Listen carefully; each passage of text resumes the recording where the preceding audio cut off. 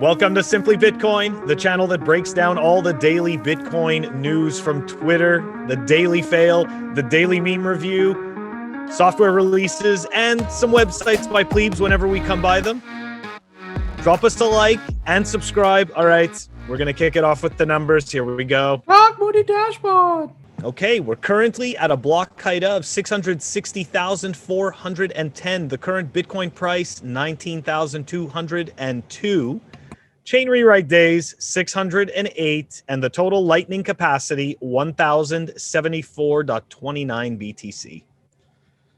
Numbers are looking good, strong consolidation, but unfortunately, Satoshi, the Bitcoin chicken, has to stay in his chicken coop today because the price of Bitcoin is still not at an all-time high. And Phil, it's perfect time for the daily fail.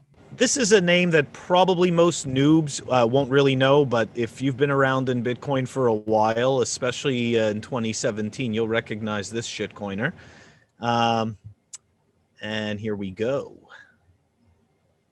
Okay, so this is brought to us by a tweet by Eat Out from £5. Shout out to him. And yeah, laugh out loud. Vinny Lingham, dumb bitch. Okay, Bitcoin Cash will overtake Bitcoin. Vinny Lingham. Okay, so for the people who don't know, who Vinny is. So he, he started a coin, a shit coin called Civics, which is an identity token.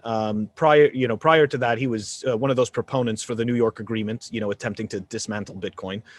So he's just been a bad actor for many years, regardless that he's been in the space for so long, he's just always been kind of this shady character.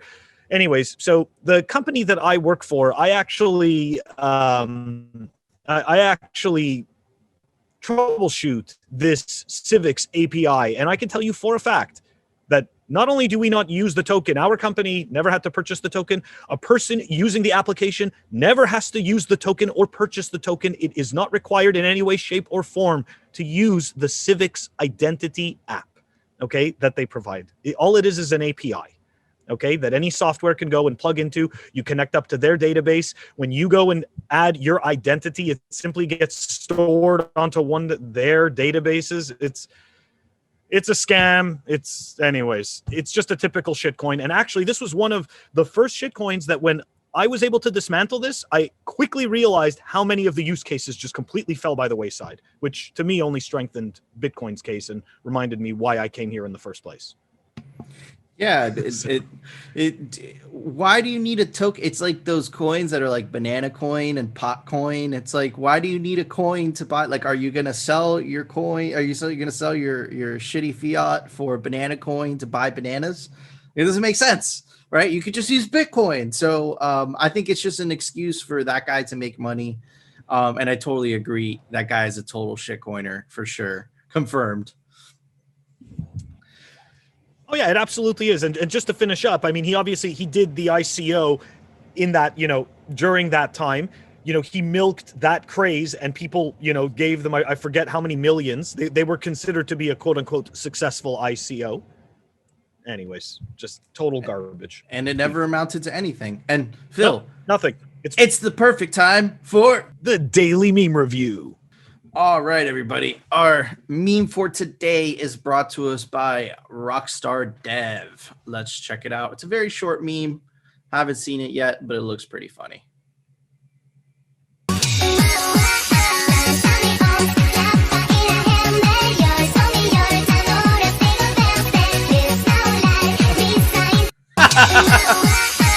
One more time.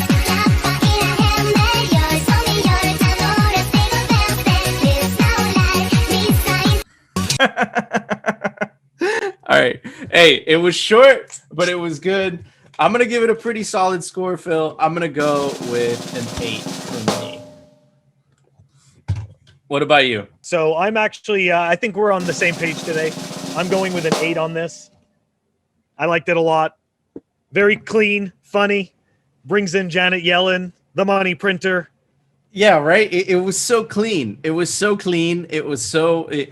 Dude, it was short. It was 10 seconds, but it still made me laugh. It made sense. And the Janet Yellen with the guy holding the Bitcoin sign in the back, it was perfect. That was a solid meme. Deserves an 8 for sure. But Phil, it's time for the daily news, sponsored by crypto cloaks.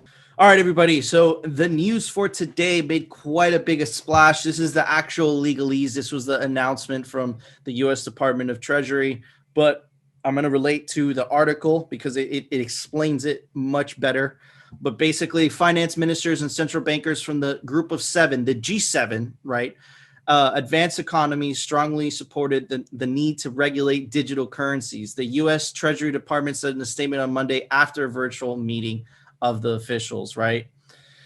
So again, the G7 basically incorporates, I think it's Japan, the United States, Germany, basically the biggest economies by GDP that basically incorporate the entire world. And man, they were mostly referring to I think that the relief, the attempt of Facebook releasing Libra really shook a lot of central bankers around the world. The fact that this private company was trying to basically implement, their own currency, right, which would have been superior because it would have been borderless, really scared the crap out of those central bankers. So I think that this is a push again to kind of make the law in the favor of central bank digital currencies, right? But I have a caveat to this, Phil, and I want to get your opinion to that. They could try to regulate this as much as possible, right? But you cannot regulate Bitcoin. It is unregulatable. What you can regulate, right, is the on and off ramps, right? So what do I mean by that? So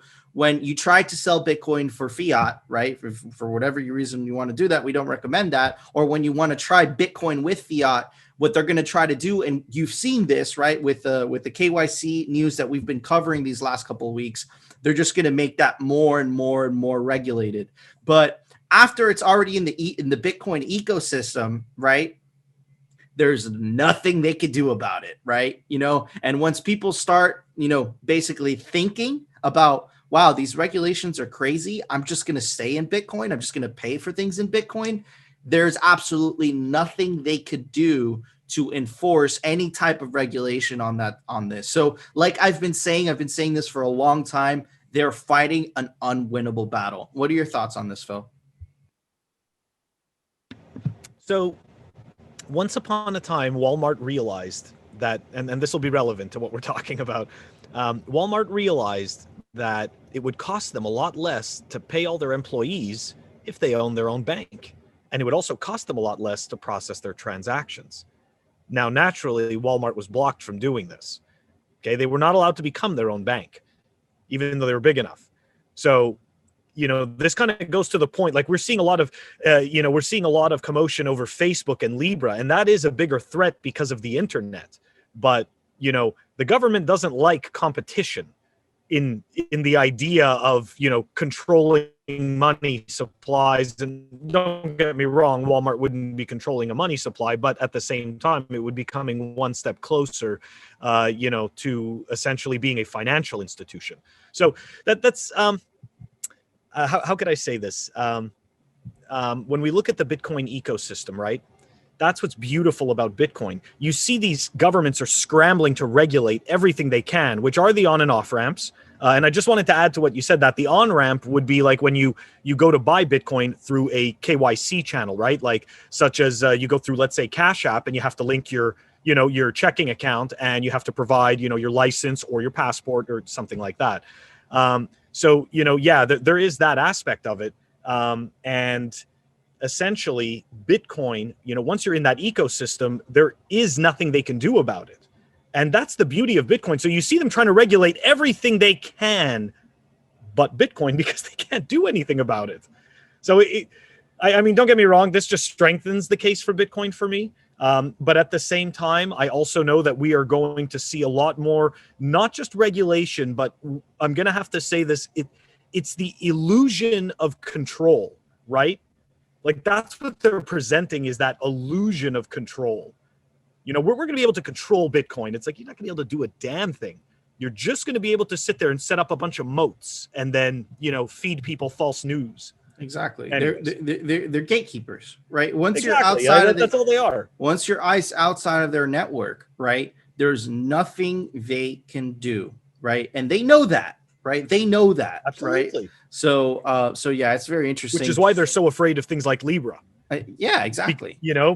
Because they're a corporation that can pull it off. Exactly. And they already have the user base. and that's even more terrifying, right? So, and the second piece of news, Phil, basically, this was the big splash on Twitter today. We're kind of talking crap about Michael Saylor for going on CZ's podcast. We're going to give him a little pass because this guy decided to raise he plans to raise $400 million from the public and use those net proceeds from that money being raised to buy more Bitcoin. So that is super bullish, right? So he doesn't have any more capital to buy more Bitcoin, but he's going to the public and asking the public to basically buy bonds, right? That will be redeemable in 5 years.